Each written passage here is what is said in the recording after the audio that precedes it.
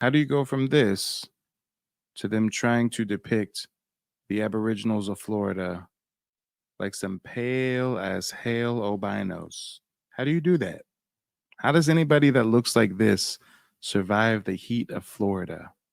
They're the same color as the Frenchmen, huh? Okay.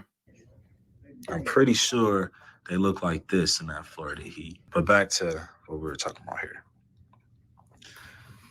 The Indians carried the French on their shoulders, which was a great relief to them in the strong heat. At last, they arrived at the frontier.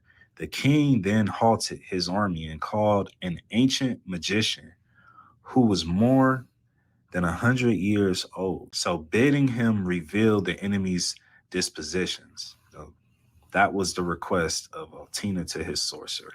The magician cleared a space in the middle of the army, and on seeing Altigny, he asked for the shield his page was brandishing. This he put on the ground, and drawing a circle of 5 feet diameter around it, he inscribed some letters and signs in a circle. Sun worshippers using wizardry, sorcery.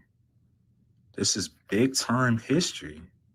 This is not Moorish history. This is not Carthaginian. This is not Egyptian. This is not West African. So the purpose of the magician was to reveal the disposition of the enemies. After a quarter of an hour, he looked so terrifying that his face no longer seemed human.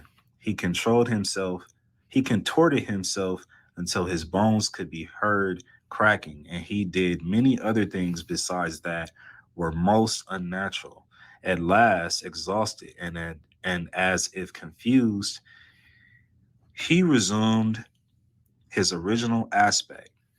Then he left the circle, saluted the king, and informed him on the number of enemies and in which place they were awaiting him. Hi, my name is Frances Tuck, and I contacted Mike from Mike TV on YouTube because I wanted to find out about my family's Native American history that I believed existed. Through the research that I was able to do through Mike TV, I was able to find out that our name is indeed on the registry. I had a consultation with Mike today, and because of his advice and the research that he has done, I am now confident that I'm able to find my family's roots in the Native American History database. Thank you, Mike.